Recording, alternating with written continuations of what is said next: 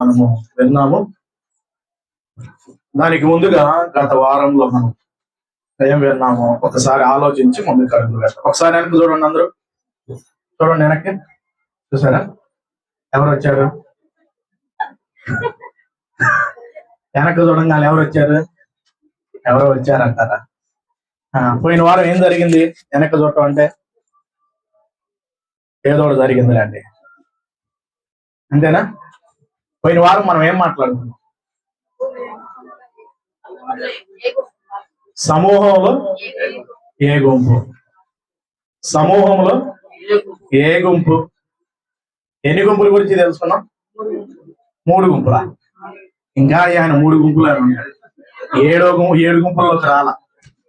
ఆ 3 గుంపులు మైండ్ లో ఫీడ్ అయిపోయింది. మిగతా 4 గుంపులు ఎక్కడికో వెళ్ళిపోయింది, అంతేనా? సమూహంలో ఏ గుంపు? ఎన్ని గుంపుల గురించి తెలుసుకున్నాం? 7 గుంపులు. ఎన్ని గుంపులు? ఏడవ మాకండి, ఏడవకుండా చెప్పండి. ఎన్ని గుంపులు? 7 గుంపులు. ఆ 7 గుంపుల్లో మొదటి గుంపు ఏంటి చెప్పండి? ఆ యేసుక్రీస్తును ఎంతమంది వెంబడిస్తున్నారు అంటే సమూహం వెంబడిస్తుంది. ఆ సమూహంలో దేనికోసం వచ్చేవాళ్ళు ఉన్నారు? భోజనం కోసం. మీటింగ్ అంటే ఏముండాలి? ఈటింగ్ ఉండాలి. మీటింగ్ అంటే ఏముండాలి? భోజనాలు. భోజనాలు లేకపోతే ప్రార్థనకి వస్తారు అందరూ. అయితే మేము వస్తాం. గమనించండి, మనం అంతా భోజనాల కోసమే వెళ్తున్నాం, లేకపోతే దేనికోసమే వెళ్తున్నాం? అలాగే వెళ్లే వాళ్ళ గురించి సమూహం చూసాం.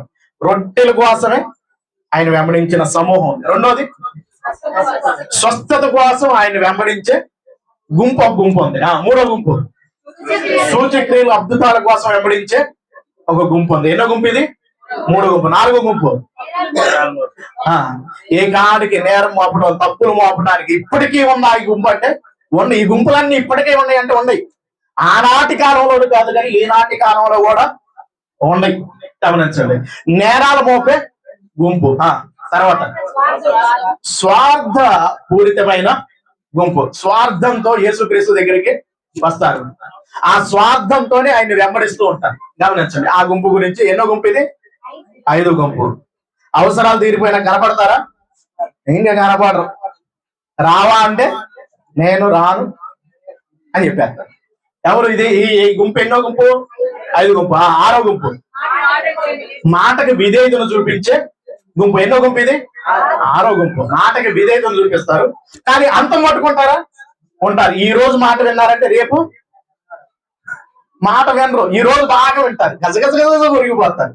మరి రెండో రోజుకి మాట వినరు. అయితే ఆ గుంపు ఎన్నో గుంపు ఇది? 6వ గుంపు.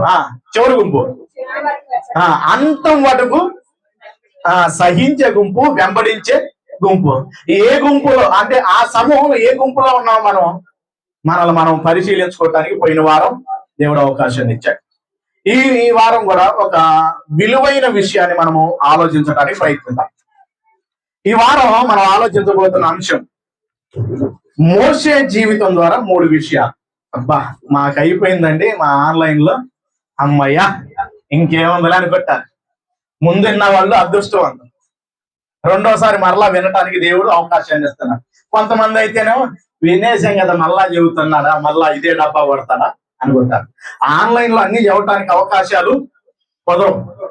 గమనించండి, మిగతా వారు అయితే ఇప్పుడు మొత్తం స్టార్టింగ్ నుంచి వినాలి. ఇప్పుడు రెండోసారి చెబుతున్నా కాబట్టి వారికి బాగా ఎక్కడానికి అవకాశం బాగుంది. గమనించండి, ఏంటి మన టైటిల్ ఏంటి అందరూ చెప్పండి? మోషే జీవితం ద్వారా ఎన్ని విషయాలు? 3 విషయాలు.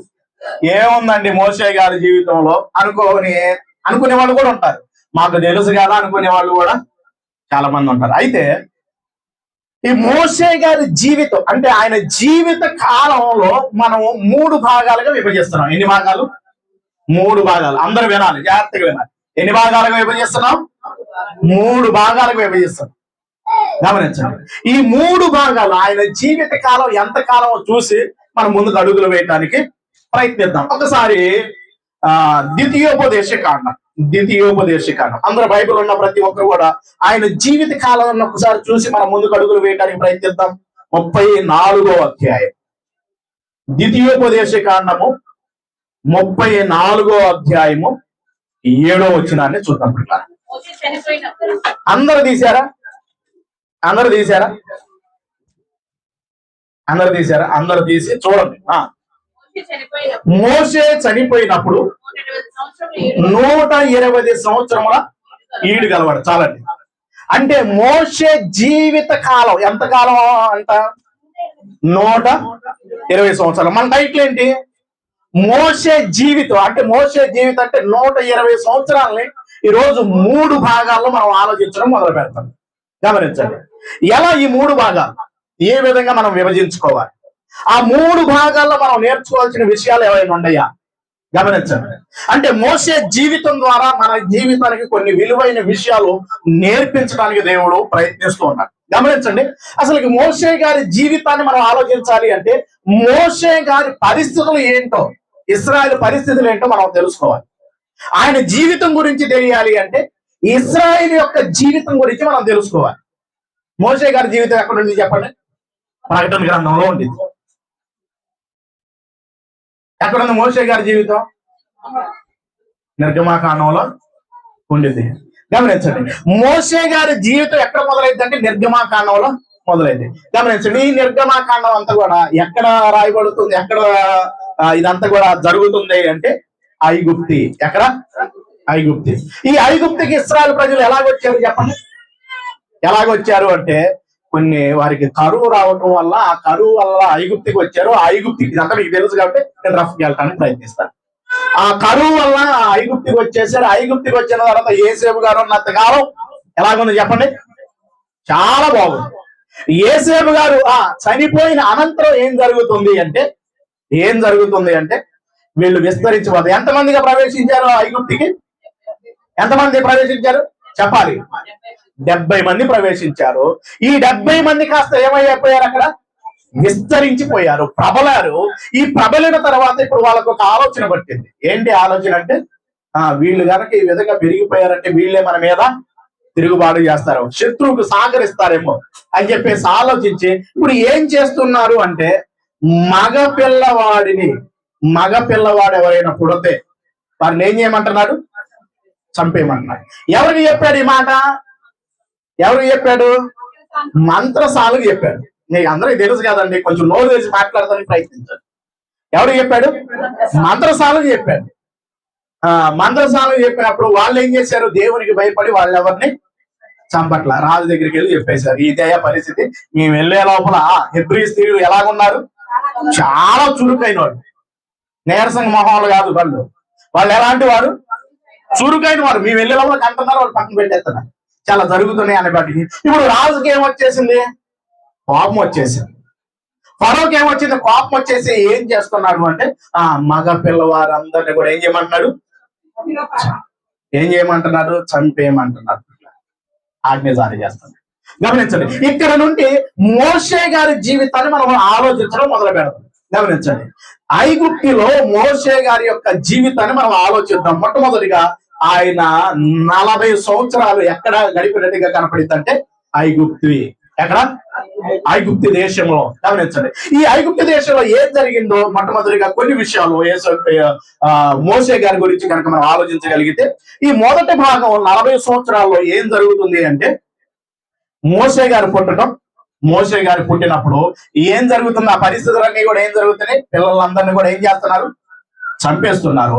ఈ చంపేసే క్రమంలో దేవుడు ఏం చేస్తున్నాడంటే రక్షించడం మొదలు పెడుతున్నాడు. ఏం చేస్తున్నాడు? మోషే గారిని రక్షించాడు. పిల్లలందరినీ ఏం ఎక్కడ కనపడినా ఏమైనా ఆజ్ఞించాడు? చంపేమని చెప్పేసి ఆజ్ఞించాడు. మగ పిల్లవారందరినీ చంపేమన్నారు. మరి ఆడపిల్లల్ని బ్రతకరేమన్నారు. కానీ మన దగ్గర అయితే ఏం జరిగింది? మొన్నటిదాకా ఆడపిల్ల పుడితే ఎక్కడ చంపేసేవాళ్ళు చెప్పండి? ఎక్కడ? బయటకు వచ్చినాక చంపేవాళ్ళు కొంతమంది అయితే బయటికి రాకమునిపే చంపేసేవాడు. ఎక్కడైతే ఏం జరుగుతుంది? మగ పిల్లలందరినీ చంపేయమంటున్నాడు. ఆ చంపేసే క్రమంలో జరుగుతున్న ఐగుప్తిలో జరుగుతున్న 3 విషయాల గురించి మనం ఆలోచిద్దాం. మొదటి 40 సంవత్సరం మోషే గారు జీవితకాలం ఎంత చెప్పాలి? 120 సంవత్సరాలు. ఆ 120 సంవత్సరాల్లో 40 సంవత్సరాలు ఎక్కడ అన్నాను? ఐగుప్తి. ఎక్కడ 40 సంవత్సరాలు? ఐగుప్తి. ఇది గుర్తు పెట్టుకోండి. ఈ ఐగుప్తిలో ఏం జరిగింది అంటే మోషే గారు మొట్టమొదటిగా రక్షింపబడ్డాడు. రక్షింపబడాలి అంటే ఎలాగుంటే రక్షింపబడతారు? వాళ్ళ దగ్గర ఉంటే రక్షింపబడతారా? రక్షింపబడరు. మరి మొట్టమొదటిగా మనం చూడగలిగితే మొదటి 40 సంవత్సరాల్లో మనం జరుగుతున్న విషయాన్ని కనుక మనం చూడగలిగితే రెండో అధ్యాయము 6వ వచనాన్ని చూద్దాం. నిర్గమాకాండం 2వ అధ్యాయము 6వ వచనాన్ని. 5వ వచనం నుండి చూడండి. ఫరో కుమార్తె ఏటికి వచ్చిన ఆమె పరిగెత్తలు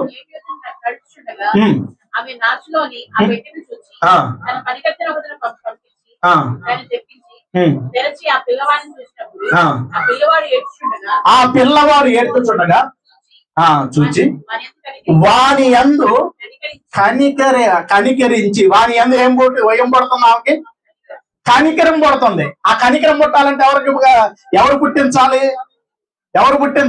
చెప్పాలి. కనికరం పుట్టాలంటే ఇప్పుడు ఆజ్ఞ ఏంటి? ఫరో ఆజ్ఞ మగ పిల్లలందరినీ కూడా ఏం చేయమన్నాడు? చంపమన్నాడు. అయితే ఆయనకి ఏం పడుతుందంటే, ఆమెకి ఏం పడుతుందంటే కనికరం పడుతుంది. ఈ పిల్లవాడిని ఏం చేయకూడదు? చంపకూడదు. ఇది ఎవరు పుట్టిస్తున్నారు అంటే దేవుడే పుట్టిస్తున్నాడు. గమనించండి, దేవుడే పుట్టిస్తున్నాడు. ఆమె జీవితంలో ఏం పుట్టిస్తున్నాడు? ఆమెకి కనికరాన్ని పుట్టించాడు. అంటే మోషే గారిని ఏం చేస్తున్నాడంటే దేవుడు రక్షించటం మొదలు పెడుతున్నాడు. గమనించండి, ఏం చేస్తున్నాడు? మాట్లాడండి కొంచెం. ఏం చేస్తున్నాడు? దేవుడు ఏం చేస్తున్నాడు? రక్షిస్తున్నాడు. ఆ బిడ్డ మీద కనికరాన్ని చూపించే విధంగా ఎవరికి? ఫరో యొక్క కుమార్తెకు కనికరాన్ని చూపించే విధంగా దేవుడు అవకాశాన్ని ఇస్తున్నాడు. గమనించండి, ఈ కనికరాన్ని చూపించడం అంటే 3 నెలలు దాచేసింది. 3 నెలలు దాచిన తర్వాత తల్లి ఏం చేసింది? ఇక తట్టుకోలేక వదిలేసినప్పుడు ఈ ఫరో కుమార్తెకి కనబడటం. ఆ కనబడిన తర్వాత ఆమె ఏం చేస్తుంది? కనికరపడి ఏం చేస్తుంది అంటే పెంచుకోవాలనుకోగానే మొట్టమొదటిగా దేవుడు ఏం చేస్తున్నాడు అంటే రక్షిస్తూ ఉన్నాడు. రెండవదిగా ఏం చేస్తూ ఉన్నాడంటే పోషించటం మొదలు పెడతాడు. ఎవరిని? ఇప్పుడు ఏ దగ్గర పోషించుకోవడానికి ఉందా? తల్లి దగ్గర పోషించుకోవడానికి అవకాశం ఉందా? లేదు. గమనించండి, ఇప్పుడు తల్లి దగ్గర ఉంటే ఏం జరిగింది అంటే చంపేస్తారు. ఇప్పుడు తల్లి దగ్గర లేకుండా దేవుడు ఏం చేశాడు? ఫరో కుమార్తె దగ్గరికి తీసుకెళ్లాడు. ఆ కుమార్తె దగ్గరికి తీసుకెళ్లిన తర్వాత ఏం జరుగుతుంది అంటే గమనించండి, ఆ బిడ్డకి ఏం కావాలి? మనం అంటే ఇప్పుడు డబ్బా పాలిస్తాం. ఒకప్పుడైతే డబ్బా పాలని చాలా ఎక్కడో 100కి 1,00,000 అంటారు కదా, అలాగే ఇప్పుడైతే ప్రతి ఇంటికి ఏముండాలి? డబ్బా ఉండాలి. ఎవరికి? పిల్లలకి డబ్బా ఉండాలి. ఒకప్పుడైతే ఎలా ఉండేదంటే పరిస్థితులు, ఒకవేళ వీళ్ళకి పాలేమన్నా ఇబ్బంది కొంటే పక్కన ఉంటారు కదా తోడుకోళ్ళు, వాళ్ళు వీళ్ళు ఉంటారు కదా, అలా పెంచిన వాళ్ళు కూడా చాలా మంది ఉన్నారు. గమనించండి, ఇప్పుడు ఆ బిడ్డను దేవుడు రెండోదిగా మనం గమనిస్తున్నాం. ఇదంతా కూడా ఎక్కడ జరుగుతుందంటే ఐగుప్తులో జరుగుతుంది. దేవుడు ఏం చేశాడంటే రక్షించాడు. రెండోదిగా పోషించడం మొదలు పెడుతున్నాడు. ఎలాంటి పరిస్థితులు అంటే మగ పిల్లవారందరినీ ఏం చేయాలి? చంపేయాలి. ఆ పరిస్థితుల్లో దేవుడు రక్షించాడు. రెండోదిగా ఆ బిడ్డను పోషించడానికి ఎవరిని తీసుకొస్తున్నాడు తెలుసా? చెప్పండి, ఎవరిని? తల్లినే తీసుకొస్తున్నాడు. చూడండి ఒకసారి 2వ అధ్యాయము 7వ వచనం నుండి చూడండి. అప్పుడు వాని అక్క నీ కొరకు ఈ పిల్లవాడిని పెంచుటకు నేను వెళ్ళి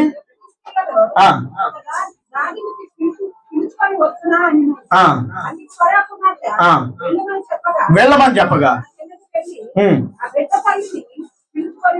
గమనించండి, ఎవరిని తీసుకొని వచ్చింది? అక్క వెళ్ళి చూసి ఎలా మాట్లాడుతుంది? ఈ బిడ్డను పెంచడానికి ఒక ఆయాను నేను తీసుకొస్తాను నీ కొరకు పెంచడానికి. అంటే ఆమెకి ఏం కలిగింది అంటే కనికరం కలిగింది. రెండవదిగా ఆ బిడ్డ పోషణ కొరకు ఎవరిని తీసుకొస్తున్నాడు? దేవుడు ఎవరిని తీసుకొస్తున్నాడు? చూడండి, పగవాని ఇంట ఏం జరుగుతుందో తెలుసా? భోజనం జరుగుతుందండి. పగవాని ఇంట చంపేయాలనుకున్నప్పుడు దేవుడు చూడండి ఎంత ప్రణాళికను సిద్ధపరుస్తున్నాడు. దేవుడు ఎంత ప్రణాళికను సిద్ధపరుస్తున్నాడో ఒకసారి ఆలోచించడం మొదలు పెట్టండి. దేవుడు ఎలా పోషించుతున్నాడు. ఎవరిని తీసుకొచ్చాడు? తల్లినే తీసుకొచ్చింది. తల్లినే తీసుకొచ్చి ఏం చేస్తుంది? ఈ బిడ్డను పాలిచ్చి పెంచమంటుంది. ఆ క్రమంలో ఏం జరుగుతుందో కొన్ని విషయాలు చూద్దాం. ఈ బిడ్డను తీసుకొని పోయి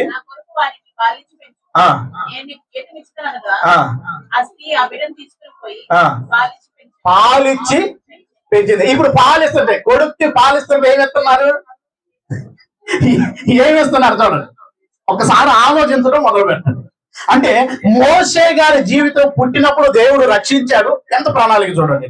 తర్వాత ఆ వధ జరుగుతున్న క్రమంలో అంత భయంకరమైన పరిస్థితుల్లో ఆయన రక్షించాడు. రెండోదిగా తన తల్లినే తీసుకెళ్లి పాలిస్తుంటే ఏమవుతున్నాయి? మరలా జీతం వస్తుంది. ఈ క్రమంలో ఈ తల్లి ఒడి ఎలాగ మారిపోయింది తెలుసా పిల్లరా? తల్లి దగ్గర పెరిగేటప్పుడు తల్లి ఒడి ఏమవ్వాలంటే పిల్లలకు ఒక గొప్ప పాఠశాల అవ్వాలి. ఆ తల్లి ఒడిలోనే కొన్ని విషయాలు నేర్పించడం మొదలు పెట్టిందని గమనించండి. అంటే ఆ పోషణ జరుగుతుంది. ఆ పోషణ జరిగే క్రమంలో తన గురించి, తన వారందరి గురించి చెప్పుకుంటా వచ్చింది. చెప్పిందా లేదా? తన వారందరి గురించి చెప్పుకుంటా వచ్చిందా లేదా? వచ్చింది పిల్లరా. తన వారి గురించి, తన పరిస్థితుల గురించి, ఆ పరిస్థితులన్నిటి గురించి చెప్పుకుంటా వచ్చింది. ఆ వచ్చిన క్రమంలో గమనించడం పిల్లరా, ఈయన ఆ ఐగుప్తిలో ఎలాగ మారిపోయాడు అంటే, ఏ విధంగా మారిపోయాడు అంటే, అతను మొట్టమొదటిగా రక్షించాడు దేవుడు. రెండోదిగా ఏం చేశాడు? పోషించాడు. మూడోదిగా ఏం జరుగుతుంది అంటే గమనించడం పిల్లరా, సకల విద్యా ప్రావీణ్యుడిగా మారాడు. ఎక్కడా? ఐగుప్తులో. చూడండి ఒకసారి ఆయన సకల విద్యా ప్రావీణ్యుడిగా ఎలాగ మారాడో ఒకసారి అపోస్తుల కార్యం 7వ అధ్యాయం, అపోస్తుల కార్యము 7వ అధ్యాయం 22వ వచనంలో కనుక మనం చూడగలిగితే ఇక్కడ రాస్తూ ఉంటాడు. చూద్దాం. మోషే ఐగుప్తీల సకల విద్యను అభ్యసించి మాటల యందును కార్యముల యందును ప్రవీణుడై ఉండెను. గమనించండి. మోషే గారు ఇక్కడ ఉన్నాయి కుదిరిద్దా? ఇక్కడ అయినట్టయితే కుదిరేదా? తల్లి దగ్గర అసలు మనిషే ఉండేవాడు కాదు. చూడండి పిల్లరా, ఎలాంటి పరిస్థితులు ఇస్తూ ఉన్నాడు అంటే దేవుడు ఎలాంటి పరిస్థితులు ఇస్తూ ఉన్నాడంటే సకల విద్యలను అభ్యసించే విధంగా, సకల విద్యా ప్రావీణ్యుడిగా దేవుడు చేస్తున్నాడు. అంటే మోషే గారి జీవితం ద్వారా మనము 3 విషయాలు మనం నేర్చుకుంటున్నాం. ఇదంతా కూడా జరుగుతుంది ఎక్కడంటే ఐగుప్తిలో. ఈ ఐగుప్తిలో జరుగుతుంది. ఎంతకాలం ఆయన ఉన్నాడు అంటే సుమారుగా అక్కడ ఎంతకాలం ఉన్నాడు? 40 సంవత్సరాలు. 40 సంవత్సరాలు ఉన్నాడు. ఆ కింద మాటలు కూడా మనం చూద్దాం. సకల విద్యా ప్రావీణ్యుడు, విద్యను అభ్యసించిన వాడు అనమాట. అతనికి 40 ఏళ్ళు నిండినప్పుడు, అంటే 40 ఏళ్ళు ఎక్కడ ఉన్నారు చెప్పండి? ఎక్కడ ఉన్నారు? మాట్లాడాలి మీరు. అర్థమవుతుంది నా మాటలు? అర్థమవుతున్నాయి. ఐగుప్తులో ఎంతకాలం ఉన్నాడు? 40 ఏళ్ళు నిండినప్పుడు. ఈ పాయింట్ అండర్లైన్ చేసుకోండి. అంటే ఐగుప్తులో 40 ఏళ్ళు నిండేంతవరకు ఎక్కడ ఉన్నాడు? ఐగుప్తులో ఉన్నాడు. ఈ ఐగుప్తులో ఎలాగున్నాడంటే రక్షింపబడ్డాడు. చెప్పాలి, రక్షింపబడ్డాడు, పోషింపబడ్డాడు, సకల విద్యను నేర్చుకున్నాడు. ఈ 40 సంవత్సరాల్లో రక్షింపబడ్డాడు, పోషింపబడ్డాడు, సకల విద్యను నేర్చుకున్నాడు. పిల్లరా, నేర్చుకున్న తర్వాత ఈ తల్లి చెప్పిన మాటలు ఏమొచ్చినాయి? గుర్తుకొచ్చినాయి లేవా? తల్లి చెప్పిన మాటలు గుర్తుకొచ్చినాయి. ఏమని గుర్తుకొచ్చినాయంటే, నువ్వు ఒక హెబ్రీయుడు, నువ్వు ఇశ్రాయేలు ప్రజలు, ఇగో నీ ప్రజలు పరిస్థితి ఇది, ఇవన్నీ చెప్పుకుంటా రంగాలే. ఇప్పుడు అక్కడ ఉండగానే ఏమొచ్చేసింది? అక్కడ ఏం జరుగుతుంది పరిస్థితి? ఇద్దరు ఏమవుతున్నారు? కొట్టుకుంటున్నాడు. ఒక హెబ్రీయుడిని వీళ్ళిద్దరు కొట్టుకుంటున్న క్రమంలో ఏం చేస్తున్నాడు అంటే వెళ్ళిపోయి ఏం చేశాడు? ఒక ఐగుప్తుడిని చంపేసి ప్రతీకారం తీసుకొని ఇసుకలో పూర్తి చేసేసాడు. పూర్తి చేసిన తర్వాత రెండో రోజు ఏం జరుగుతుంది? మరలా వాళ్ళే తన సహోదరులు ఏం చేస్తున్నారు? చూడవాళ్ళని బుద్ధి పెట్టి వెళ్ళిన తర్వాత అక్కడ కూడా ఏం జరుగుతుంటే వాళ్ళు కొట్టుకుంటున్న ఇదంతా మీకు తెలుసు కాబట్టి నేను రఫ్గా వెళ్ళిపోతున్నా. గమనించండి. వాళ్ళు కొట్టుకునేపాటికి ఎందుకంటే మీరు కొట్టుకుంటున్నారంటే, నువ్వేంటి మాకు చెబుతున్నావు? ఐగుప్తుని వేసినట్టు మమ్మల్ని కూడా వేస్తామండి. గమనించండి. అంటే ఈ ప్రజలను రక్షించడానికి వారి మీద మనసు పుట్టింది. ఆ మనసు పుట్టి ఆ ఐగుప్తుని చంపేసిన తర్వాత వీళ్ళు గొడవలు ఆడుకుంటున్నారు. ఈ రోజు చూడండి మనలో కూడా ఎలాగైంది పరిస్థితులు, క్రైస్తవంలో కూడా ఎలాగైపోయింది. ఎవరెవరు కొట్టుకుంటున్నారు? బయట వాళ్ళు కొట్టుకుంటున్నారా? ఎవరు కొట్టుకుంటున్నారు? క్రైస్తవులే. ఒకరికొకరు ఏం చేసుకుంటున్నారు? ఎలా కొట్టుకుంటున్నారు చెప్పండి? కొట్టుకోవటాల్లో రకాలు ఉన్నాయి. ఎలా కొట్టుకుంటున్నారు? యూట్యూబ్ ద్వారా కొట్టుకునే వాళ్ళు కొంతమంది, గమనించండి. ఫోన్ల ద్వారా ఫోన్ చేసి ఎలాగుంటాయి తెలుసా మాటలు? మా అయ్యగారు నువ్వు అంటావా, మా అయ్యగారిని నువ్వు అంటావా, ఇలా కొట్టుకున్నావు. గమనించండి పరిస్థితులన్నీ ఎలాగ మారిపోయాయి అంటే, ఈ పరిస్థితులు నేను ఆలోచిస్తున్నప్పుడు ఈనాటి కాలంలో కూడా ఎలాగున్నారు అంటే, ఒకరినొకరు మనం ప్రోత్సహించుకోవాల్సిన మనము ఏమైపోతున్నాం? ఇలాగే జరుగుతుంది. మోషే గారి మీద కూడా అలాంటి తిరుగుబాటే జరిగింది. ఈ విధంగా జరిగినప్పుడు, పరిస్థితి జరిగినప్పుడు గమనించినప్పుడు ఇప్పుడు ఇది ఎవరికి తెలిసిద్ది అనుకున్నాడు అంటే, ఫరోకి ఏమైనా తెలిసిద్దేమో అని. గమనించండి, ఇదంతా కూడా 7వ అధ్యాయంలో కనపడుతుంది. కానీ మనం నిర్గమాకాండంలోకి వెళ్దాం. నిర్గమాకాండము 2వ అధ్యాయంలో కొన్ని విషయాలు మనం చదువుకుంటే మనం ముందుకు అడుగులు వేద్దాం. చూడండి 2వ అధ్యాయము 15వ వచనం 14వ వచనం నుండి చూద్దాం. అప్పుడు అతడు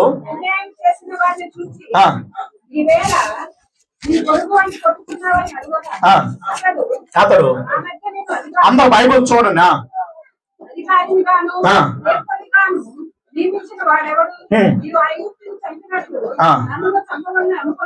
నన్ను కూడా చంపాలనుకుంటున్నావా అని.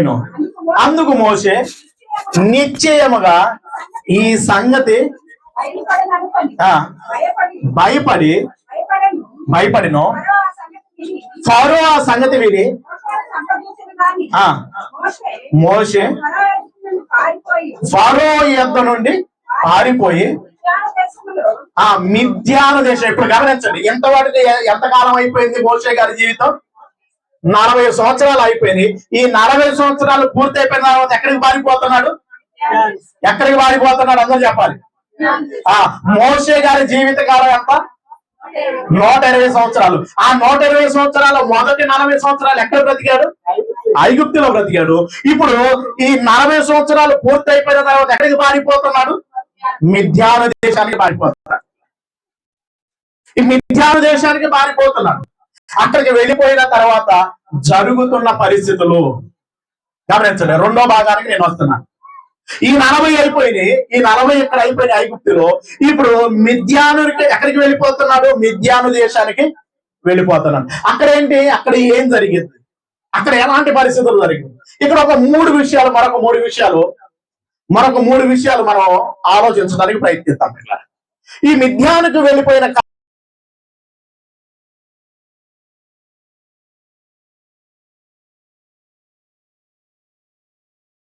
ఆయనకి ఏం జరిగింది? ఆయనకి వివాహం జరిగింది. ఎవరిని వివాహం చేసుకున్నాడు? ఎవరిని చేసుకున్నాడు చెప్పాయి అంటారా? మిద్యాను యాజకుడైన ఇత్రో కూతుర్ని వివాహం చేసుకున్నాక ఇవన్నీ మీకు తెలుసు కాబట్టి రఫ్గా వెళ్ళిపోతాడు. గమనించండి. మొట్టమొదటిగా అక్కడికి వెళ్ళిన తర్వాత ఆయనకి ఏం జరిగిందంటే, అక్కడే నివసించాడు, మిద్యాను దేశంలో నివసించాడు.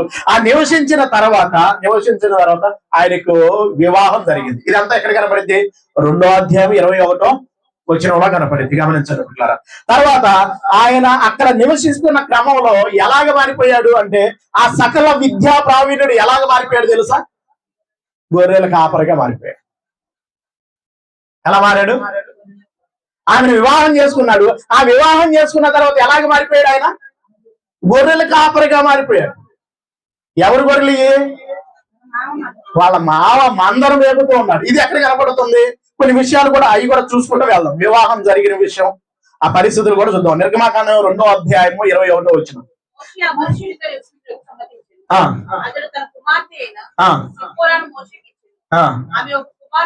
గమనించారు, అక్కడ కుమారుని కనింది.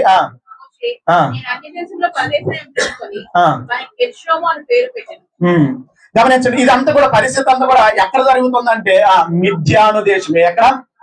రెండోది గుర్తుపెట్టుకోవాలి, మొట్టమొదటిగా ఐగుప్తులో 3 సంఘటనలు, తర్వాత మిద్యాను దేశంలో ఒక 3 విషయాలు మీతో పంచుకోవడానికి ప్రయత్నిస్తాను.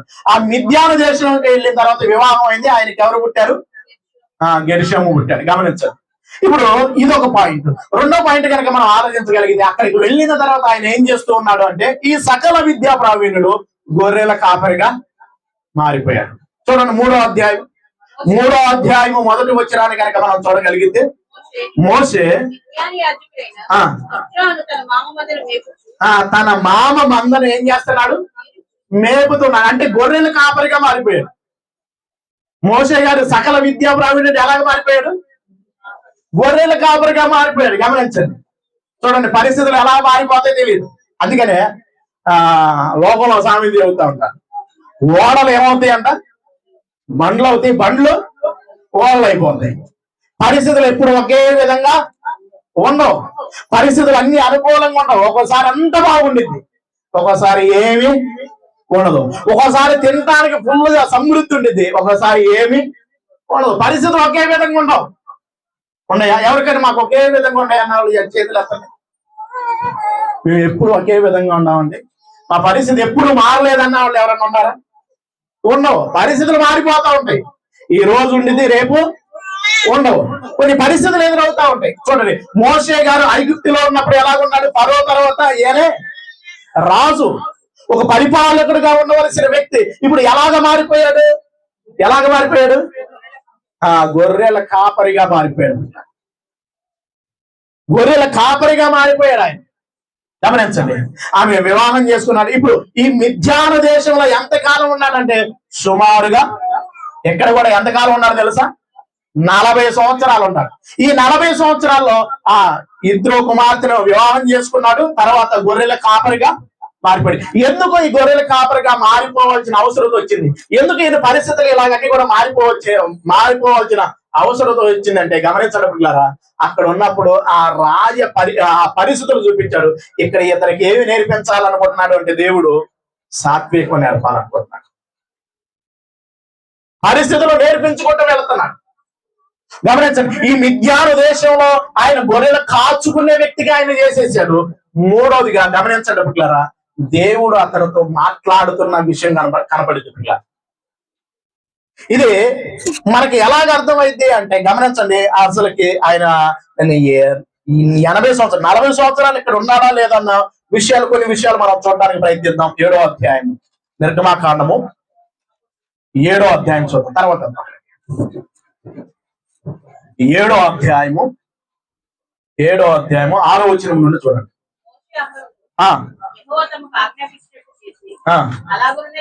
అలాగునే చేసి ఫరోతో మాట్లాడినప్పుడు మోషేకి 80 ఏళ్ళు. దీని గురించి కొంచెం మనం అపోస్తుల కార్యము కొంచెం డీటెయిల్ గా చూద్దాం. 7వ అధ్యాయం 30 వచనం. అపోస్తుల కార్యము 45 ఏళ్ళైన పిమ్మట ఒక పొదలోని మోషే చూచి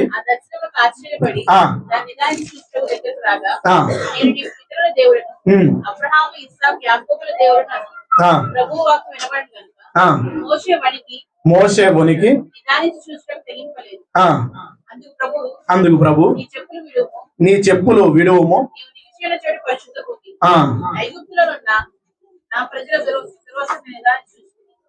గమనించండి 30వ వచనంలో అక్కడ కూడా 40 ఏళ్ళని అక్కడ రాస్తూ ఉంటారు. చూడండి 40 ఏళ్ళైన పిమ్మట, 40 ఏళ్ళైన పిమ్మట. ఈ మాటను అండర్లైన్ చేసుకోండి. 40 ఏళ్ళు అంటే ఎన్నేళ్ళు వచ్చేసినాయి ఇక్కడ ఆయనకి?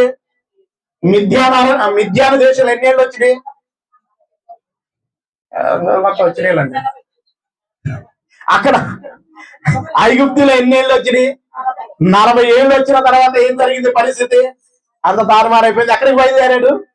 మిద్యానానికి బయలుదేరాడు. ఇక్కడికి వచ్చిన తర్వాత మిద్యానికి వచ్చిన తర్వాత ఎన్నేళ్ళకి దేవుడు మాట్లాడుతున్నాడు? 80 ఏళ్ళు వచ్చినాయి. ఈ 80 ఏళ్ళలో జరిగిన పరిస్థితి ఏంటి? ఇత్రో కుమార్తెను ఏం చేసుకున్నాడు? వివాహం చేసుకున్నాడు. ఆ తర్వాత గొర్రెల కాపరిగా మారిపోయాడు. తర్వాత దేవుడు మాట్లాడుతున్నాడు. ఏం మాట్లాడుతున్నాడు అంటే, ఇదిగో నువ్వు వెళ్ళాలి. ఎక్కడికి వెళ్ళాలి? ఇప్పుడు ఐగుప్తుకి వెళ్ళవు. గమనించండి. అంటే మోషే గారి జీవితంలో మరొక 40 ఎక్కడ గడిచిపోయింది చెప్పండి? ఎక్కడ గడిచిపోయింది? మిద్యాను దేశంలో గడిచిపోయింది. మొదటి 40 ఎక్కడ చెప్పాలి? మొదటి 40 ఎక్కడ? ఐగుప్తులో ఎన్ని విషయాలు మనం చూసాం? 3 విషయాలు. రక్షించాడు, పోషించాడు, సకల విద్యా ప్రావీణ్యుడిగా చేశాడు. గమనించండి, అందరూ చెప్పండి. రక్షించాడు, చెప్పండి. పోషించాడు, సకల విద్య ప్రావీణ్యం. ఇదంతా కూడా ఎక్కడ? ఐగుప్తిలో.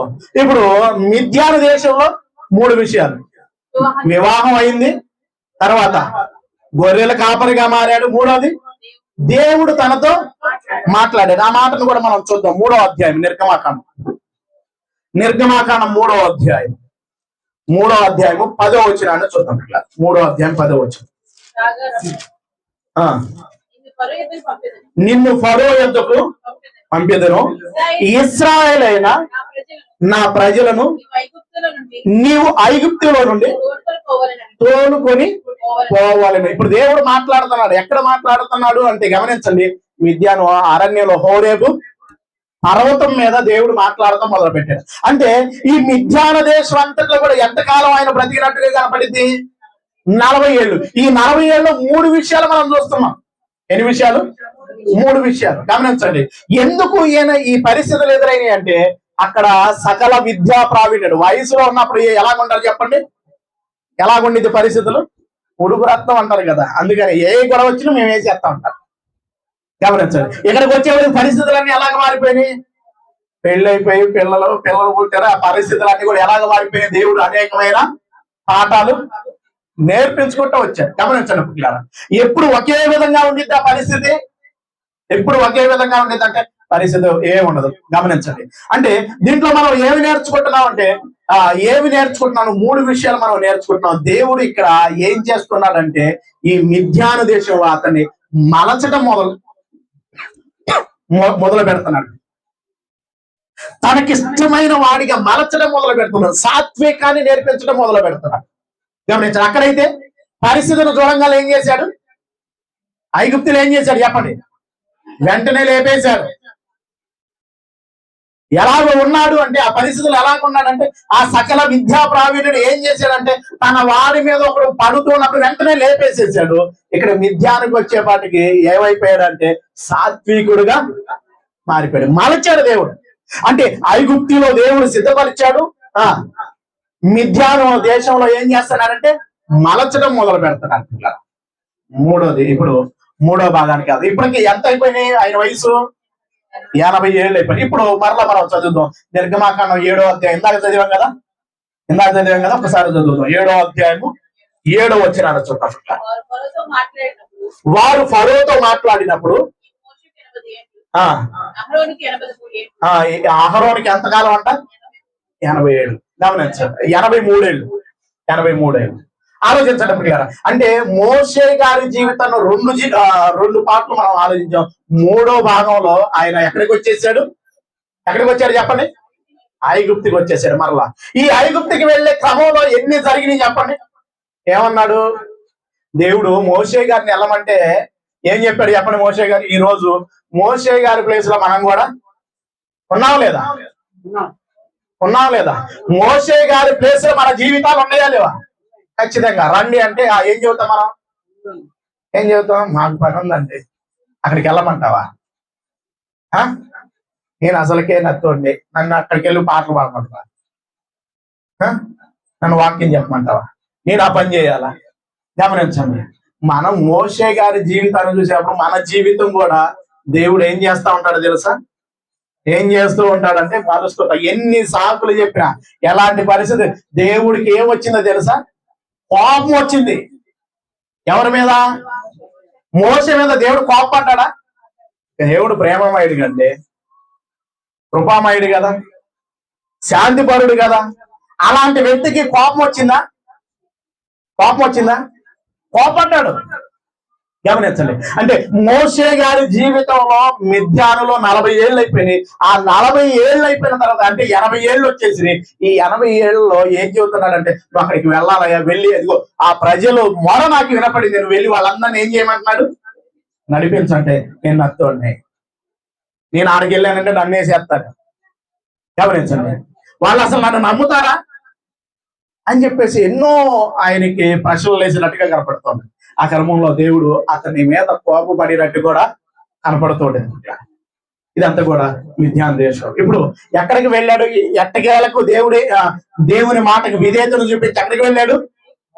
ఐగుప్తికి మరలా వెళ్ళాడు. ఇప్పుడు ఈ ఐగుప్తిలో మరలా ఏం జరుగుతుంది అంటే గమనించండి, మూడో విషయాన్ని మనం ఆలోచిస్తున్నాం. ఐగుప్తిలో ఏం జరిగింది అంటే ఇశ్రాయేలు ప్రజలందరినీ దేవుడు ఏం చెప్పాడు? విడిపించుకొని ఏం చేయమన్నాడు?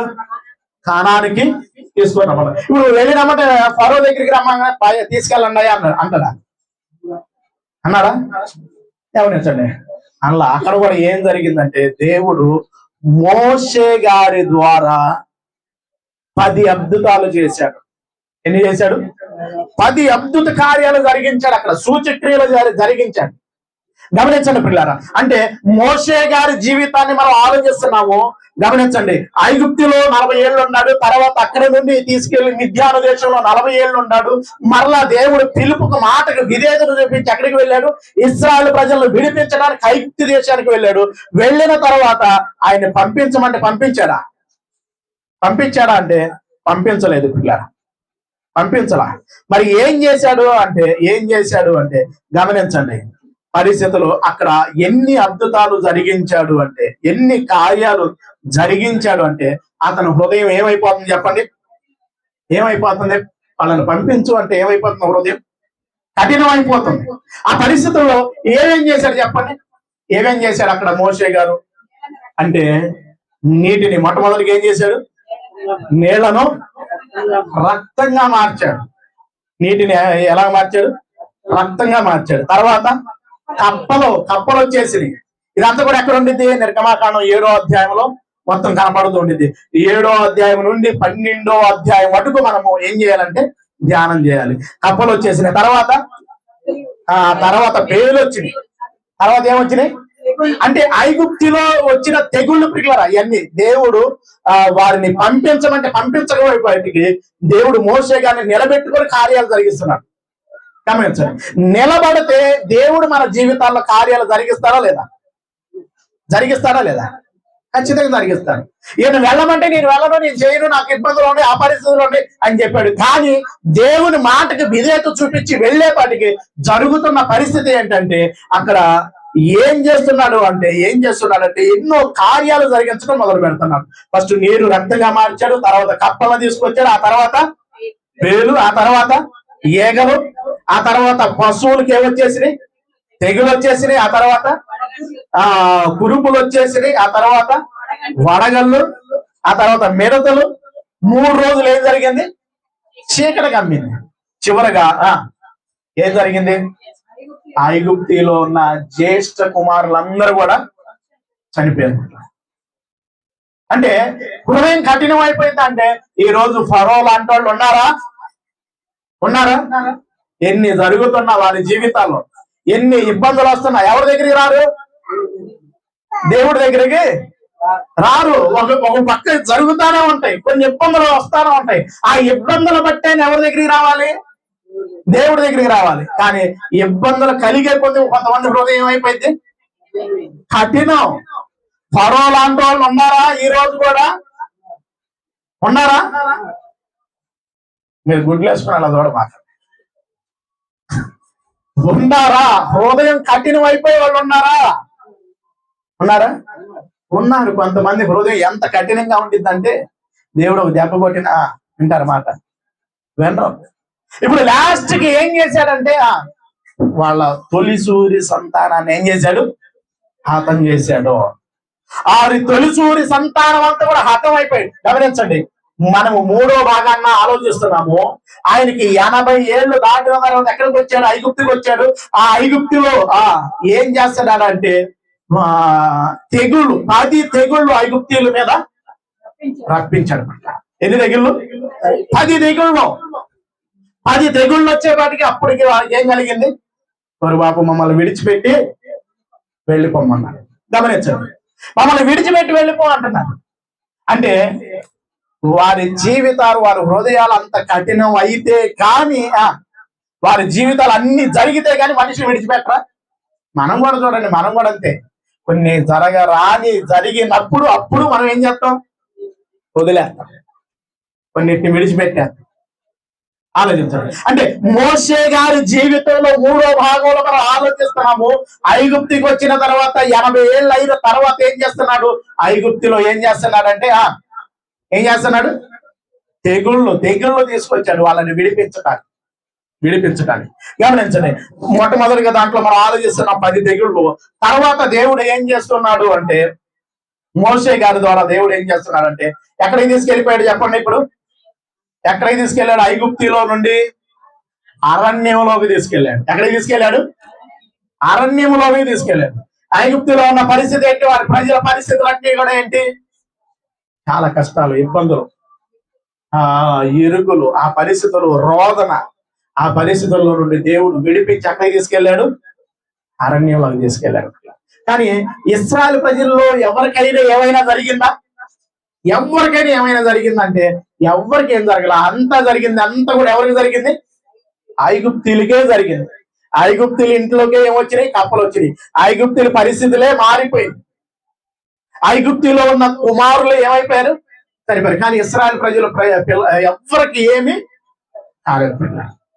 గమనించండి. ఇప్పుడు అక్కడ నుండి ప్రయాణం మొదలైంది. ఎక్కడికి ప్రయాణమైందంటే అరణ్యానికి. 3వ భాగాన్ని మనం ఆలోచిస్తాం. గమనించండి, 3వ భాగంలో అరణ్యానికి వచ్చారు. ఎక్కడికి వచ్చేసారు? అరణ్యానికి. మోషే గారి జీవితం ఎంతకాలం అన్నారు? వినండి, గమనించండి. మోషే గారి జీవితం ఈ 120 సంవత్సరాల్లో మొదటి 40 ఎక్కడ అనుకున్నాం? ఐగుప్తి. 240 మిద్యాను దేశం. 340 అరణ్యం ప్రకారం. ఎక్కడ? అరణ్యంలో ఎంతకాలం అంటే సుమారుగా 40. మొత్తం ఎంత అవుతుంది?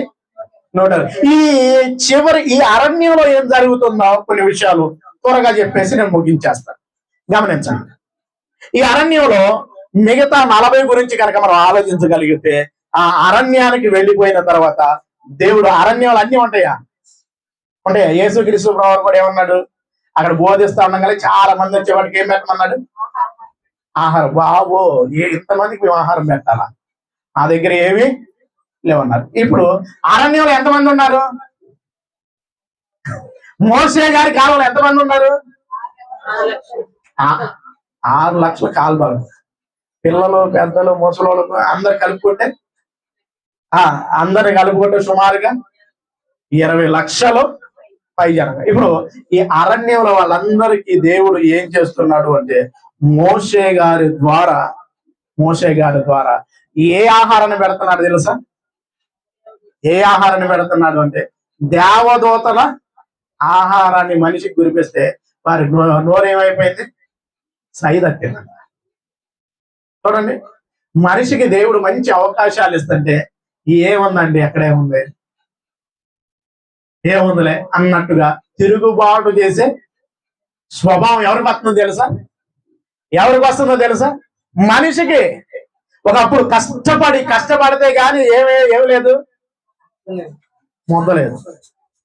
ఇప్పుడు ఊరికి కూర్చోబెట్టి ఏం పెడుతున్నాడు? ఆహారాన్ని ఇస్తున్నాడు. అరణ్యంలో జరుగుతున్న పరిస్థితి అంతా కూడా త్వరగా నేను చెప్పడానికి ప్రయత్నిస్తాను. గమనించండి, ఈ అరణ్యంలో వారికి ఏమిచ్చాడు? మన్నాను కురిపించాడు. ఆ తర్వాత నోరంతా సై తప్పిపోయింది అనే వాటికి ఏం కురిపించాడు? ఊరేడు పెట్టెలు కురిపించాడు. రాతి నుండి ఏమిచ్చాడు? నీళ్ళనిచ్చాడు. గమనించండి, ఇవన్నీ కూడా ఎక్కడ జరుగుతుంది? ఇదంతా కూడా అరణ్యంలో జరుగుతుంది. గమనించండి, అరణ్యంలో జరుగుతుంది. ఈ అరణ్యంలో దేవుడు ఎలాగ వాటిని పోషించుకుంటా వచ్చాడు అంటే, ఈ అన్నిటినిచ్చి పోషించుకుంటా వస్తున్నాడు. పగలు మేఘస్తంభమై, రాత్రి అగ్నిస్తంభమై. ఎలా తీసుకొచ్చాడంటే, ఈ 40 ఏళ్ళు వారిని కాపాడినట్టుగా మనకి కనబడుతూ ఉండేది. గమనించండి, అంటే మోషే గారి చివరి ఆ 40 సంవత్సరాలు ఇశ్రాయేలు ప్రజల్లో ఏం చేస్తున్నాడు అంటే, పోషిస్తున్నట్టుగా కనపడుతూ ఉండేది. ఇంకా ఏం జరుగుతుంది అంటే, ఈ అరణ్యంలో ఏం జరుగుతుంది అంటే, ఆయన ఐగుప్తిలో 10 తెగుళ్ళు, అలాగే ఆ అరణ్యంలో పోషణ జరుగుతుంది. మూడవదిగా మనం గమనించగలిగితే ఏం చేస్తున్నారు? ప్రత్యక్ష గుడారాన్ని రెడీ చేస్తున్నారు. ఏం రెడీ చేస్తున్నారు? ప్రత్యక్ష గుడారం. ఈ ప్రత్యక్ష గుడారాల్లో ఎలాగ ఉండాలి, కొన్ని నియమాలన్నింటినీ కూడా ఇక్కడ పెట్టినట్టుగా మనకు తెలిసింది. మోషే గారు ఎక్కడికి వెళ్ళిపోయాడు? సేనాయి కొండకు వెళ్ళిపోయి ఏం తీసుకొచ్చాడు? ఆజ్ఞలను తీసుకొచ్చాడు. ఈ ఆజ్ఞలను తీసుకొచ్చిన తర్వాత ఈ ప్రత్యక్ష గుడారం ఎలాగా, ఎవరు ఏం చేయాలో కొన్ని విషయాలు చెప్పుకుంటా వచ్చాడు. అంటే ఈ 40 ఏళ్ళు ఈ అరణ్యానికి వచ్చిన తర్వాత 3 విషయాలు మనం రాసుకోవడానికి ప్రయత్నిస్తాం. అరణ్యానికి వచ్చిన కాడి నుంచి మనం రాసుకోగలిగితే వాళ్ళని పోషణ జరుగుతుంది. రెండోదిగా ఆజ్ఞలను తీసుకొస్తున్నట్టుగా కనపడుతుంది. మూడోదిగా ప్రత్యక్ష గుడారం నిర్మించినట్టుగా కనపడుతుంది. చెప్పండి, మూడో దాంట్లో 3:40లో ఏమేమి జరుగుతున్నాయి అంటే వాళ్ళని అరణ్యంలో ఏం చేస్తున్నాడు? పోషిస్తూ ఉన్నాడు. అరణ్యంలో ఏం చేస్తున్నాడు? పోషిస్తూ ఉన్నాడు. రెండవదిగా ఏం తీసుకొస్తున్నాడు? ఆజ్ఞలు, అంటే ధర్మశాస్త్రాన్ని తీసుకొస్తున్నట్టుగా కనబడుతుంది. మూడవదిగా వారికి ప్రత్యక్ష గుడారంలో ఆ సేవా నియమం ఎలా చేయాలో నేర్పిస్తున్నట్టుగా కనబడుతుంది. అంటే మోషే గారి జీవితంలో మొత్తం ఎన్ని విషయాలు మనం నేర్చుకోవచ్చు? మోషే గారి జీవితం 3 విషయాలు 3 భాగాలుగా విభజించుకుంటే 3:40లుగా మనం చూడొచ్చు. ఈ 3:40 ఎక్కడెక్కడ జరిగినాయి అంటే ఐగుప్తి, చెప్పాలి ఎక్కడెక్కడ? ఐగుప్తి, మిద్యాను దేశం, మూడోది అరణ్యం.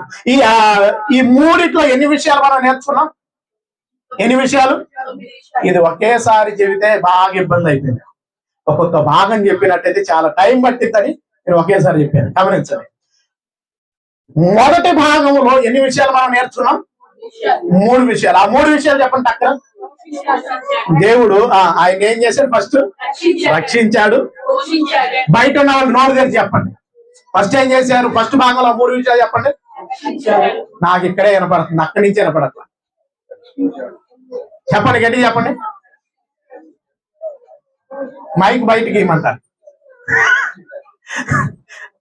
కొంచెం గట్టిగా చెప్పడానికి ప్రయత్నించండి. బయట కూర్చున్నవాడు. రక్షించాడు. పక్కన వాళ్ళు కాదు, మిమ్మల్ని చెప్పమంటారు అందరు.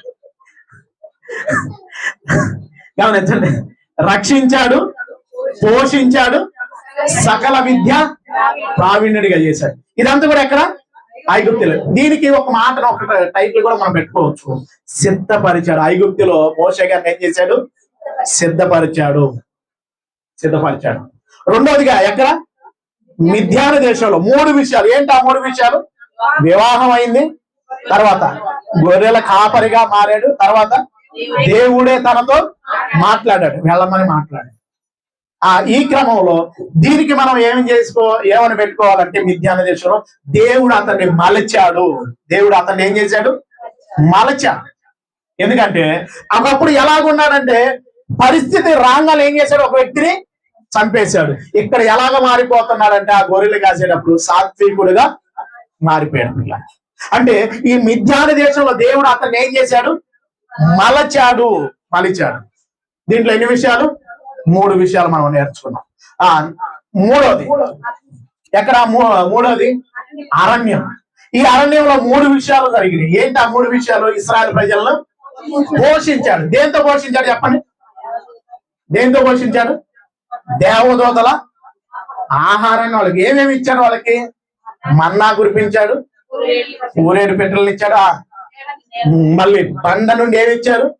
నీటిని ఇచ్చాడు. పగలు మేఘస్తంభం, రాత్రి అగ్నిస్తంభంగా వారిని పోషించాడు, నడిపించాడు. ఇక వారికి ఏమి ఇచ్చాడు? ఆజ్ఞలు తీసుకొచ్చాడు. అరణ్యంలో ఇదంతా ఎక్కడ జరుగుతుంది? అరణ్యంలో ఆజ్ఞలను తీసుకొచ్చాడు. 10 ఆజ్ఞలను తీసుకొచ్చినట్టే కనపడింది. తర్వాత ప్రత్యక్ష గుడారంలో సేవా నియమం ఎలా చేయాలో నేర్పించుకుంటూ వచ్చారు. గమనించండి, దీనికి మనం ఈ అరణ్యానికి మనం పెట్టుకోవాల్సిన పేరు ఏంటంటే దేవుడు మోషే గారిని ఉపయోగించుకున్నాడు. మోషే గారిని ఏం చేసుకున్నాడు? ఉపయోగించుకున్నాడు. అంటే మోషే గారి జీవితం ద్వారా 3 విషయాలు మనం ఆలోచించుకున్నాం. ఆ 3 విషయాలు ఏంటంటే దేవుడు సిద్ధపరిచాడు. ఎక్కడ సిద్ధపరిచాడంటే ఐగుప్తిలో మోషేని ఏం చేశాడు? సిద్ధపరిచాడు. మనం కూడా సిద్ధపడుతున్నామా? సిద్ధపడే విధంగా మన జీవితాలు ఉంటున్నాయా? గమనించండి. ఎక్కడ వారమో ఎక్కడి నుంచి ఎక్కడికి మనల్ని తీసుకొచ్చి దేవుడు సిద్ధపరచడానికి ఇష్టపడుతున్నాడు. ఆ సిద్ధపరిచే క్రమంలో మనం ఏం చేస్తున్నాం అంటే నిర్లక్ష్యం. ఎలాగుంటాం తెలుసా? దేవుడు సిద్ధపరుస్తూ ఉన్నప్పుడు ఏముందిలే అన్న నిర్లక్ష్యంగా ఉంటే దేవుడు ఏం చేస్తాడంటే వాడుకోడు. నిర్లక్ష్య పరుడుగా ఉంటే దేవుడు వాడుకోడు. దేవుడు అవకాశాలు ఇస్తాడు, కొన్ని అవకాశాలు. దేవుడు మోసే గారికి అన్ని అవకాశాలు ఇచ్చాడా? చూడండి, రక్షించాడు, ఆయన్ని పోషించాడు, అన్నిటిని అవకాశాలు ఇచ్చాడా? సకల విద్యా ప్రావీణ్యుడిగా చేశాడని చేశాడు. అంటే అక్కడ ఏం చేశాడంటే శత్రువు దేశంలోనే ఏమిచ్చాడు? అన్ని అవకాశాలు ఇచ్చాడు. ఇచ్చిన క్రమంలో మనిషికి ఏమొచ్చేసింది? ఆటోమేటిక్ గా ఏమొచ్చేసింది చెప్పండి? అవకాశాలు ఎక్కువ ఉంటే ఏమొచ్చేసింది? గర్వం వచ్చింది. ఈయనకి అవకాశాలు ఎక్కువ రంగాలు ఏమొచ్చేసింది? కోపం వచ్చింది. కోపం వచ్చి ఏం చేశాడు? ఒక వ్యక్తి వేసేసాడు. అవకాశాలు బాగుండే పని చేసేపాటికి ఏం చేశాడు? దేవుడు మళ్ళా తరిమాడు. ఎక్కడికి తరిమాడు? ఐగుప్తులో సింహాసనం మీద ఉండవలసిన వ్యక్తిని తరిమాడు. ఎక్కడికి తరిమాడు అంటే మిద్యాను దేశానికి తరిమాడు. ఇక్కడ ఈ మిద్యాను దేశంలో పరిస్థితి అంతా కూడా ఏమైపోయింది? ఒక వివాహం చేసుకొని ఆ సంసారం పరిస్థితులు అన్ని వచ్చేపాటికి ఎలాగ మారిపోయాడు? సాత్వికుడిగా, గొర్రెల కాపరిగా మారిపోయి దేవుడు పిలుపుకు విధేయతను చూపించి ఇక్కడ ఏం చేస్తున్నట్టుగా కనపడుతుందంటే దేవుడు మోషే గారిని మలుస్తున్నట్టుగా కనపడుతుంది. అన్ని పోయినాయి అంటే అన్ని పోతుంది. చూడండి, ప్రారంభంలో ఉన్న వివాహం కాకమునుకు ఉన్న పరిస్థితులు వివాహం అయిన తర్వాత ఒక 5 ఏళ్ళు 10 ఏళ్ళు అయినాయి అనుకోండి, ఉంటాయి ఆ పరిస్థితులు ఉంటాయా? ఇంకేముండవు, మొత్తం పులుసు గారిపోయిందట. పరిస్థితులు ఎలాగుంటాయి అంటే అప్పుడున్న పరిస్థితులు ఇప్పుడు ఉండవు, అప్పుడున్న ఎంజాయ్మెంట్ ఇప్పుడు ఉండదు. ఉండిద్దా? ఉండవు, అన్ని మారిపోతాయి పరిస్థితులు. అందుకనే పరిస్థితులు పెళ్లి కాక మునుపున్న పరిస్థితులు ఎప్పుడు ఉండవు, పెళ్ళైన తర్వాత ఇంకా ఏమి ఉండవు. మోషే గారి పరిస్థితి కూడా అంతే మారిపోయింది. ఇప్పుడు ఏం చేశాడు? అక్కడికి తీసుకెళ్ళాడు, ఫరో ఎదురు దగ్గరికి తీసుకెళ్లి వాళ్ళందరినీ ఉపయోగించుకోవడం. దేవుడు ఏం చేస్తున్నాడు తెలుసా? మూడోదిగా ఉపయోగించుకోవడం మొదలు పెడుతున్నాడు. దేవుడు ఏం చేస్తున్నాడు? ఉపయోగించుకోవడం. 3 విషయాలు చెప్పండి. ఈ 3 విషయాలు గుర్తుపెట్టుకుంటే మనకి ఈ పాఠం అంతా కూడా అర్థమైంది. ఐగుప్తిలో దేవుడు మోషే గారిని ఏం చేశాడు? సిద్ధపరిచాడు. మిద్యానులో ఏం చేశాడు? దేవుడు మలచాడు, తనకిష్టమైన వాడిగా, తనకిష్టంగా ముందుకు అడుగులు వేసే విధంగా అక్కడ మలచేసేసాడు. ఈరోజు దేవుడు మలిచేటప్పుడు కొన్ని ఇబ్బందులు మనకు కూడా ఉంటాయి. దేవుడు అన్ని అవకాశాలు ఇస్తున్నాడు, మనల్ని మలిచేటప్పుడు ఏమైపోతే పాపాలు వస్తాయి. అవునా కదా? మనల్ని మలిచేటప్పుడు ఏమవుతాయి? కోపాలు వస్తాయి, ఇబ్బందులు వస్తాయి, ముఖం తిప్పుకునే పరిస్థితులు వస్తాయి. గమనించండి, మలిచేటప్పుడు పరిస్థితులు మారిపోతాయి. తిరుగుబాటు స్వభావం అప్పుడే వచ్చింది, ఇప్పుడు మలిచేటప్పుడే. అవునంటారు కదా? అవునది మలిచాడు. ఆ మలిచిన తర్వాత ఏం చేస్తున్నాడు తెలుసా? ఉపయోగించుకోవటం మొదలు పెడతాడు. ఈ మలిచేటప్పుడే పరిస్థితులు మారిపోతా ఉంటాయి. కొంతమంది ఉపయోగించుకోవాలంటే మలచబడాలి. అంటే మిద్యాను దేశంలో దేవుడు ఏం చేశాడు? అతన్ని మలచుకున్నాడు. తర్వాత ఏం చేస్తున్నాడు? అరణ్యంలో ఉపయోగించుకోవటం మొదలు పెట్టాడు. అంటే మోషే గారి జీవితంలో 3 విషయాలు మనం చూస్తున్నాము. ఐగుప్తి, మిద్యాను, అరణ్యంలో చూస్తున్నాం. ఈ 3 విషయాలు మన జీవితం ఎలాగుంటుంది? సిద్ధపడుతున్నామా? రెండోదిగా దేవుని చేతులోకి ఆయన మలచే విధంగా మన జీవితాల్లో ఎదురవుతున్న పరిస్థితుల్లో అన్నిటికీ విధేయతను చూపించుకోగలుగుతున్నామా? ఎప్పుడైతే విధేయతను చూపించుకుంటా ఉంటామో దేవుడు ఎక్కడికి వెళ్ళినా, ఏ ప్రదేశంలో ఉన్నా, ఎలాంటి స్థితిలో ఉన్నా దేవుడు ఉపయోగించుకోవటం మొదలు పెడతాడు. దేవుడు ఉపయోగించుకోవటం మొదలు పెట్టుకుంటాడు. నువ్వు ఉపయోగకరమైన పాత్రగా ఉండాలని ఆయన ఉద్దేశం. పనికి రాని వారిగా ఉండటం కాదు, తీసి పక్కన పడేసి యూజ్ అండ్ త్రో అని నువ్వు ఆడుకునే విధంగా ఉండకూడదు. దేవుడు ఏం కోరుకుంటున్నాడు? నీ ద్వారా ఘనమైన కార్యాలు జరిగించాలని దేవుడు కోరుకుంటున్నాడు. నీ ద్వారా అద్భుత కార్యాలు జరిగించాలనుకుంటున్నాడు. నీ ద్వారా అనేక మందిని నడిపించాలని దేవుడు కోరుకుంటున్నాడు. ఈ క్రమంలో మనం సిద్ధపడాలి, మలచబడాలి. ఆ తర్వాతే దేవుడు మనల్ని ఏం చేస్తాడు? ఉపయోగించుకుంటాడు. కాబట్టి ఒకసారి మన జీవితాన్ని కొన్ని ఇబ్బందులు ఎదురవుతున్నప్పటికీ కొన్ని పరిస్థితులు వస్తూ ఉన్నప్పటికీ మనము ఆయనకి ఇష్టడుగా మలచబడితే దేవుడు మనల్ని వాడుకోవటం, ఉపయోగించుకోవటం మొదలు పెడతాం. కాబట్టి ఈ 3 విషయాల్లో మన జీవితం ఎలాగుంటుందో ఒక్కసారి మనం పరిశీలించుకుంటూ చిన్న ప్రార్థన చేసుకుంటాం. మన జీవితం ఎలాగుంటుంది? మోషే గారి జీవితాన్ని చూస్తాం అనేకమైన విషయాలు మనం నేర్చుకుంటాం. ఈ విషయాల్లో మనలో ఎక్కడ లోపం ఉంటుందో ఒకసారి మనల్ని మనం సరి చేసుకుంటూ చిన్న ప్రార్థన చేసుకోవటానికి ప్రయత్నిద్దాం. సకలాశీర్వచనములకు కారణభూతులు అయిన మా ప్రియ పరలోకపు తండ్రి, ఈ ఉదయకాలమున తండ్రి మీ పాద సన్నిధికి చేరి మోషే గారి జీవితం ద్వారా తండ్రి కొన్ని విలువైన విషయాలు నేర్చుకోవటానికి మీరు కృప చూపుతున్న విధానాన్ని బట్టి మీకు వందనాలు తండ్రి. అవును తండ్రి, మీరు మమ్మల్ని అందరినీ కూడా మీరు మీ కుమారుడు ద్వారా తండ్రి మమ్మల్ని పిలిచి తండ్రి మాకు అవకాశాలు ఇస్తూ తండ్రి దేవా మమ్మల్ని మీరు మలుస్తున్న విధానాన్ని బట్టి మీకు వందనాలు స్తోత్రములు తండ్రి. మమ్మల్ని అందరినీ కూడా మీరు ఉపయోగించుకోవాలనుకుంటున్నారు. ఎంతమంది అయితే తండ్రి సిద్ధపడి మీ కొరకు ఎన్ని పరిస్థితులు ఎదురైనప్పటికీ నిలబడుతూ ఉన్నారు, అందరినీ కూడా మీరు జ్ఞాపకం చేసుకోమని వేడుకుంటూ ఉన్నారు. మీరు ఉపయోగించుకునే పాత్రగా ప్రతి ఒక్కరు కూడా తండ్రి సిద్ధపడటానికి మీరే కృప చూపించి సహాయం చేయండి. మాలో ఉన్న లోపాలను సరి చేసుకుంటూ తండ్రి ఆనాడు మోషే గారు జీవితాన్ని సాత్వికుడిగా మీరు చేశారు తండ్రి. దేవా మా జీవితం కూడా తండ్రి అన్ని నేర్చుకుంటూ దేవా మేము సాత్వికులుగా మారుతూ మీరు ఉపయోగించుకునే వారిగా మేము మారటానికి మీరే సహాయం చేసి దీవించమని. ఎంతమంది అయితే మంచి నిర్ణయాలు తీసుకుంటున్నారు వారందరూ కూడా మీరు స్థిరపరిచి బలపరిచి నడిపించమని యేసుక్రీస్తు నామమున స్తుతించి ప్రార్థించి వేడుకుంటున్నాం పరమ తండ్రి. ఆమేన్. కీర్తన పరచుగా మనము